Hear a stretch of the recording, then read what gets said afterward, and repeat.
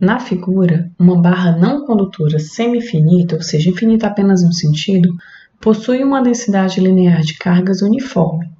Mostre que o campo elétrico no ponto P faz um ângulo de 45 graus com a barra e que esse resultado não depende da distância R. Uma sugestão: calcular separadamente as componentes de EP nas direções paralela e perpendicular à barra. Então, vamos fazer isso. Vamos calcular separadamente as componentes de EP nas direções paralela e perpendicular à barra. Essa barra ela é uma barra não condutora, semi-infinita, que possui uma densidade linear de cargas uniforme. Então, ela possui um lambda. Lembrando que o lambda é carga por comprimento. Então, se a gente delimita um pedacinho de carga, um elemento de carga dq, nós temos que o lambda vai ser a carga dq dividido pelo comprimento desse pedacinho de carga dq, que é 1 dx. Então, o lambda vai ser dq dx. E ainda podemos escrever o dq como sendo igual a lambda dx. Outro ponto interessante a tratar aqui é que esse elementozinho de carga vai manifestar no ponto P um campo elétrico de afastamento, porque a carga é positiva. Então, a gente vai ter aqui um campo elétrico de afastamento. E esse campo elétrico vai ter as suas coordenadas ao longo do eixo x e y, que vamos identificar aqui. Como a carga estamos tratando como um elemento de carga dq, então o campo elétrico vai ser um elementozinho dE, associado a essa carga dq. Se traçarmos aqui o eixo x e o eixo y, nós podemos decompor esse vetor dE em termos de suas componentes ao longo do eixo x e ao longo do eixo y. Como ele está interessado no problema em achar o ângulo, com a barra, então vamos tratar aqui de identificar o ângulo formado desse vetor que está ao longo dessa linha com a barra. Então, o ângulo é esse aqui, que vamos chamar de θ. Então, esse ângulo θ é o mesmo ângulo θ aqui que estamos interessados em trabalhar. Então, decompondo aqui as componentes ao longo do eixo y, nós temos dEy, e ao longo do eixo x, nós temos dEx. A distância do elemento de carga dq até o ponto P, que é o ponto de avaliação, a gente chama de R'. Aqui é o R', que é dado no problema, e a distância do elemento de carga à origem é a nossa posição x, que está variando aqui dependendo do elemento de carga que a gente escolhe. Então, aqui a gente tem o x, e esse x varia com a escolha do dq. Dependendo do dq que você pega, você tem um valor de x. E aqui vai ser a variável, lembrando que esse dx aqui, aparece quando você substitui o dq pela densidade linear de cargas uniforme. Então, agora vamos escrever o campo elétrico. Associado à carga dq, nós temos um campo elétrico dE, que é dado pelas componentes x, que eu vou escrever assim como vetor, dEx, mais dEy. Mas a gente pode decompor as componentes ao longo do eixo x e ao longo do eixo y, lembrando que ao longo do eixo x nós temos o dE cosseno θ, e ao longo do eixo y nós temos o dE seno θ, porque está com e sem o ângulo, respectivamente. Então, o nosso dE vai tomar a forma dEx é dE cosseno θ na direção menos i chapéu, e o dEy vai ser o dE seno θ na direção menos j chapéu. Esse seno θ e cosseno θ pode ser identificado do próprio triângulo, e esse dE pode ser identificado da expressão conhecida para o campo elétrico. Então, vamos especificar cada uma dessas quantidades aqui. Vamos identificar, então, o seno, o cosseno e o dE. Nós sabemos a expressão do campo elétrico, de uma carga pontual. Ela é K, Q sobre a distância ao quadrado. Se estamos interessados no elemento DQ, então nós temos um campo DE. Então, o DE vai ser igual a K dQ dividido pela distância, que de acordo com a nossa figura aqui, é o próprio R, R ao quadrado. Então, a gente já conhece o elemento de campo DE. Conhecido DE, vamos traçar aqui o triângulo para identificar o seno e o cosseno. No triângulo formado, a gente tem que seno θ é o cateto oposto sobre a hipotenusa. E o cosseno θ, cateto adjacente sobre a hipotenusa. A hipotenusa, por sua vez, o triângulo é o Rzinho. Ele pode ser obtido a partir do Teorema de Pitágoras, que nos diz que R ao quadrado é igual a x ao quadrado mais Rzão ao quadrado. Ou ainda a gente pode escrever o R como sendo x ao quadrado mais R ao quadrado elevado ao meio, né, que é a raiz quadrada desse termo aqui. Então, essas quantidades obtidas, a gente pode agora substituir no vetor DE e encontrar a expressão para o vetor DE. Então, substituindo, a gente tem que o DE, o vetor DE, vai ser igual ao módulo de DE, que a gente encontrou aqui, ó, e vale K vezes o dQ, que foi obtido aqui, e vale lambda dx, dividido por R ao quadrado, vezes o cosseno θ, onde o cosseno θ, obtivemos aqui, ele é x sobre R.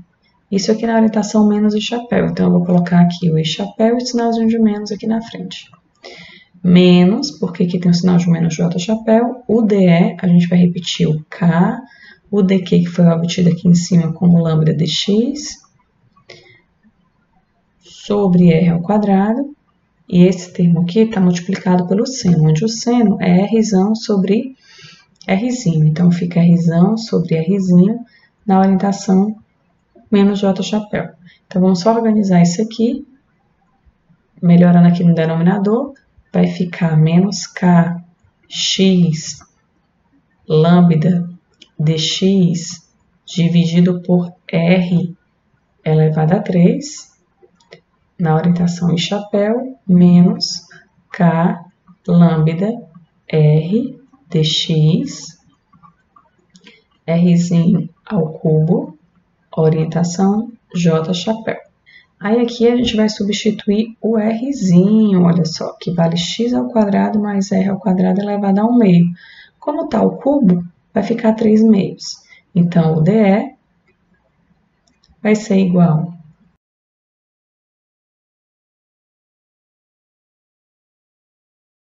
Note que nós estamos tratando aqui com a diferencial, o DE.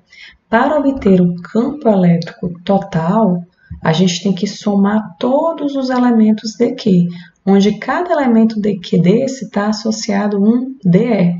Então, somar os dQs é integrar de 0, que é o momento em que está começando aqui a barra, até o infinito, porque a barra ela é semi-infinita, então vai de 0 a infinito. Essa integral acontece para todos os elementos de carga. Então, nós vamos ter o somatório de todos os elementos associados ao DE. Então, o campo elétrico no ponto P será dado pela integral de DE. O campo elétrico no ponto P, então, integral de DE. E integrar DE é integrar esse termo e esse termo. Então, o que a gente tem que fazer é calcular duas integrais. Calculando as duas integrais, nós vamos encontrar o EP. O EP, ele vai ter uma coordenada é x e uma coordenada é y. Vou escrever aqui um é x na orientação I chapéu e um é y qualquer na orientação J chapéu. Por que é importante conhecer essas duas componentes? Porque a partir das componentes do vetor, a gente pode conhecer esse ângulo θ aqui. E esse ângulo θ é o ângulo de interesse aqui no problema. Se a gente tem os vetores formados por EP, EX e EY, da seguinte forma. de maneira que aqui vai estar apontando o vetor resultante, o EP. Aqui a gente tem a coordenada é x do ponto P, e aqui a gente tem a coordenada é y do campo total no ponto P. Esse aqui é o ângulo θ.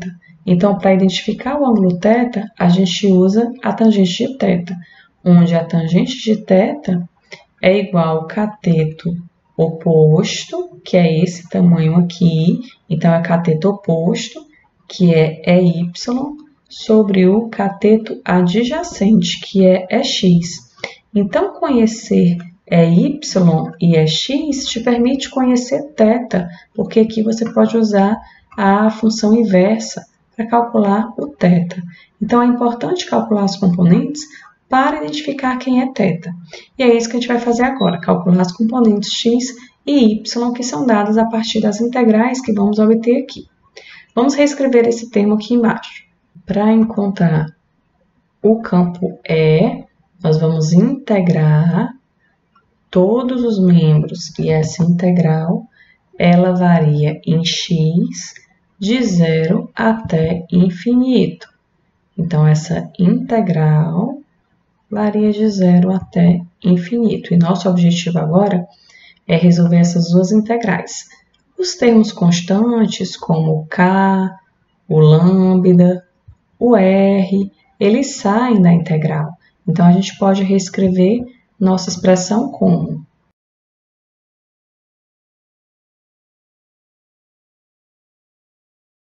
essa integral aqui a gente resolve fazendo uma mudança de variável simples e essa integral aqui a gente resolve por substituição trigonométrica.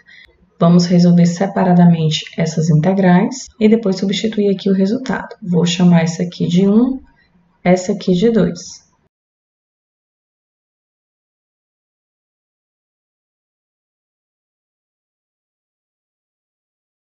Para resolver essa integral, nós chamamos de u x2 mais r2, e aí derivamos u em relação a x. Derivar u em relação a x é derivar esse termo e derivar esse termo. Derivada de x2 em relação a x é 2x, e a derivada de r2 é 0, porque r é uma constante. Como aparece x dx aqui no numerador, a gente pode escrever du sobre 2 igual a x dx. E assim a gente vai substituir onde tem x dx, du sobre 2, que vem aqui da nossa derivada desse termo. Para os limites de integração, a gente pode fazer essa mudança também.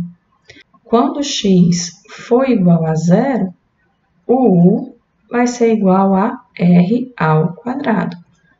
Quando x for igual a infinito, o u vai ser igual a infinito, porque vai ficar x igual a 0, u vai ser igual a 0 mais r ao quadrado, está aqui o r ao quadrado, e quando x for para o infinito, vai ficar infinito mais r ao quadrado, que continua sendo infinito. Então, agora eu mudo os limites de integração. E a minha integral, no lugar de 0 a infinito, ela vai de r ao quadrado até infinito. No lugar de ser x dx, ela vai ser du sobre 2 aqui no numerador, dividido o meu denominador, que era x2 mais r2 elevado a 3 meios, vai ficar u elevado a 3 meios. Esse u elevado a 3 meios sobe negativo, o 2 que está aqui é uma constante, ele sai da integral, vai ficar 1 meio, a integral de u elevado a menos 3 meios du. E esse u varia de R2 até infinito. Essa integral é simples de resolver, fica menos 3 meios mais 1, dividido por menos 3 meios mais 1, variando de R2 a infinito. Então, vai ficar 1 meio vezes menos 3 meios mais 1 dá menos 1 meio, repete a primeira, multiplica pelo inverso da segunda, então vai ficar menos 2 sobre 1 aqui, vezes, vai ficar u elevado a menos 1 meio, então é 1 sobre raiz de u, variando de r ao quadrado até infinito. Então, isso aqui vai dar negativo. Esse 2 cancela com esse 2, vai ficar menos 1 sobre raiz de u, variando de r ao quadrado até infinito. Quando a gente substituir, então isso aqui dá igual a menos 1 sobre infinito, quando substituir o limite de integração, menos 1 sobre raiz de r ao quadrado. Esse termo aqui dá zero, menos com menos dá mais. 1 sobre raiz de r ao quadrado é igual a 1 sobre r. Então, essa integral 1 aqui vale 1 sobre r. Vamos agora encontrar o valor da segunda integral. Resolvendo a segunda integral, vamos escrever ela aqui embaixo, nós temos. A gente faz a substituição trigonométrica.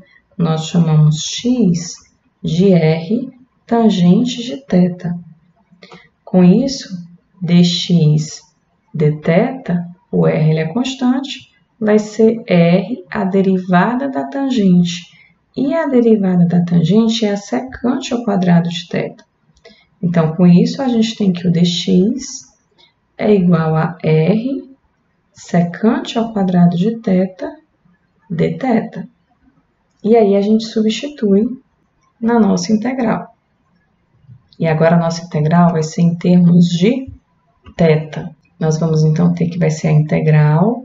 Aonde tem x, a gente coloca r secante ao quadrado de θ dθ, dividido por x. Aonde tem x, a gente coloca r tangente de θ. Como está ao quadrado, fica r ao quadrado, tangente ao quadrado de θ, mais r ao quadrado, elevado a 3/2. Esse r ao quadrado aqui está nos dois termos.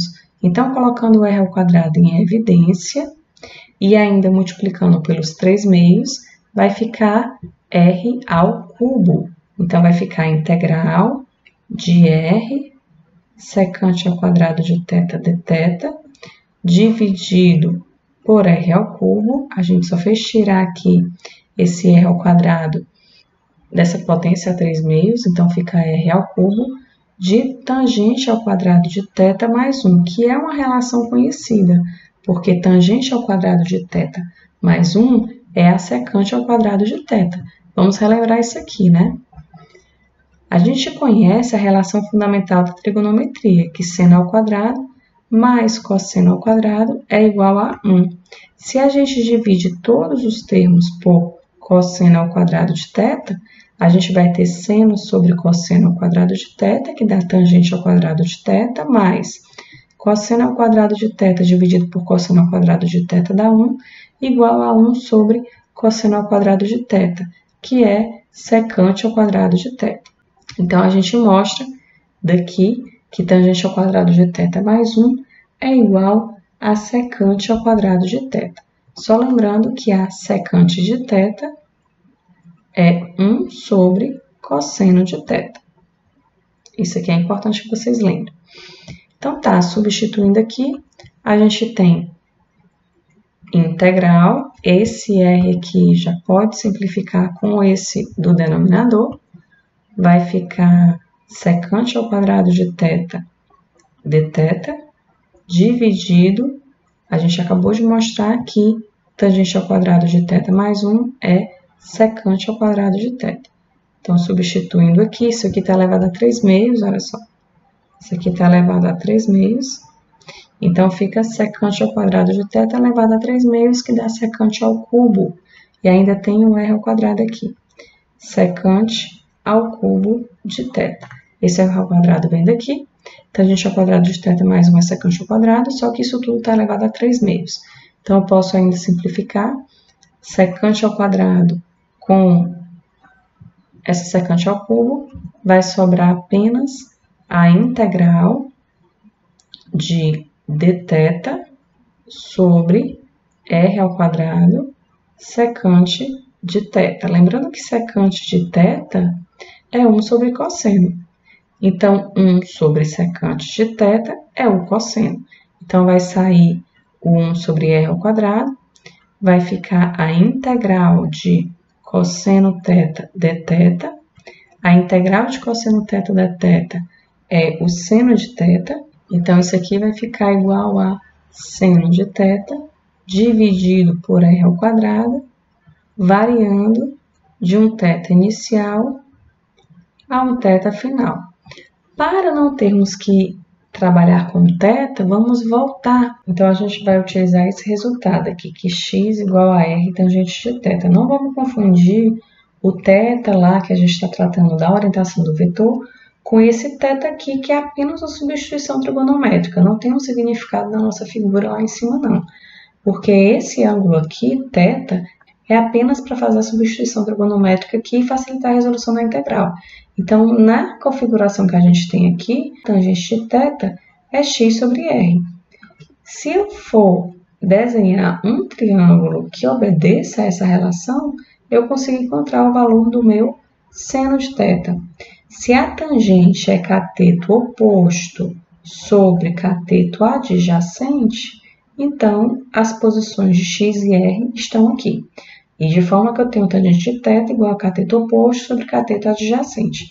Então, essa hipotenusa aqui, de acordo com o teorema de Pitágoras, vai ser dada por raiz de x ao quadrado mais r ao quadrado. Dessa forma, a gente pode encontrar o seno de θ, que é quem a gente quer substituir ali.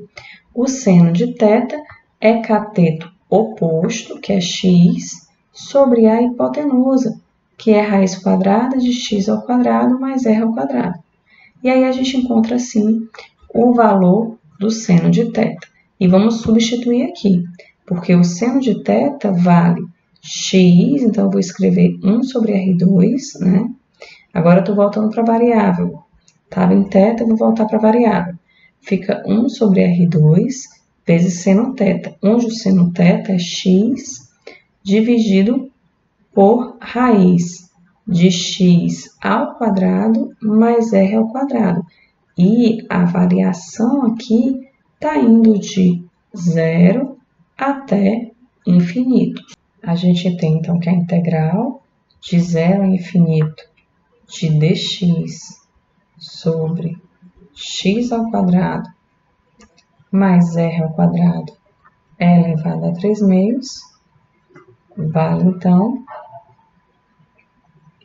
1 sobre R2, x dividido por raiz quadrada de x ao quadrado mais r ao quadrado, variando de 0 a infinito. Note que quando você substitui aqui o infinito, você tem uma indeterminação, infinito sobre infinito.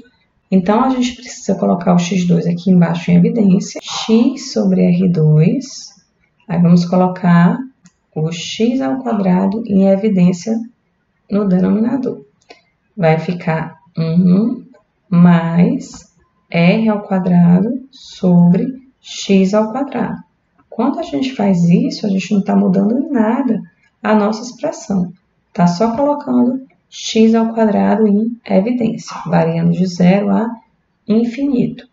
Quando esse x sai da raiz, nós vamos ter, então, x sobre r ao quadrado, que multiplica raiz de 1 mais r ao quadrado sobre x ao quadrado. E agora, a gente pode substituir os limites de integração, de 0 a infinito, porque esse x aqui cancela com esse x aqui. E aí, nós vamos ter, então, a expressão. Vamos substituir agora os limites de integração. Vai ficar. Esse termo aqui vai tender a 0, que eu estou dividindo por um número muito grande, dividindo por infinito. Então, isso aqui vai para 0. Esse termo aqui vai para o infinito. Então, 1 sobre infinito, esse termo todo aqui vai para 0, porque o denominador explode, vai para o infinito. Então, esse aqui vai ser 0. Então, vai sobrar apenas 1 sobre r ao quadrado. Então, a integral de 0 a infinito de dx sobre x2 mais r2 elevado a 3 meios é igual a 1 sobre r ao quadrado. E aí, a gente substitui lá no valor da nossa integral. Então, o resultado dessa integral aqui vale 1 sobre R2. E aí, a gente vai reescrever isso aqui. Então, o campo E vai ser igual a menos K vezes lambda, vezes o resultado dessa integral que a gente já fez, que vale 1 sobre R, na direção e chapéu, menos K lambda R. Toda essa integral aqui vale 1 sobre R ao quadrado, na direção J chapéu. Aí, observe aqui que esse R cancela com esse R, e vai sobrar o quê, então? Vou escrever aqui a nossa expressão para o vetor campo elétrico, que é essa expressão aqui. E vamos identificar quem são as componentes I e J. Menos K lambda sobre R na orientação I chapéu, menos K lambda sobre R na orientação J chapéu. Observe que a componente x e a componente y do vetor campo elétrico são iguais. Então, se formos identificar a orientação, lembrando da nossa figura do triângulo, a gente tem como encontrar, então, a tangente de θ e, consequentemente, o θ, que é o ângulo que ele pede no problema. Se são conhecidas as coordenadas y e x, a gente pode escrever que a tangente de θ é igual à coordenada y, que vale menos K lambda sobre R, dividido pela coordenada x, que vale menos K lambda sobre R. Isso aqui é igual a 1. Tangente de θ igual a 1. O θ aqui é 45 graus. Basta você calcular o θ como arco tangente ou tangente a menos 1 de 1 e colocar na calculadora. Identificar que o θ é 45 graus. Com isso, a gente mostra que o campo elétrico no ponto P faz um ângulo de 45 graus com a barra e esse resultado não depende da distância R. Veja que o R cancela aqui e o valor aqui desse quociente é 1. Então, não é função de R, não depende de R. E mostramos, então, o que a questão pede, mostrar que o ângulo é de 45 graus.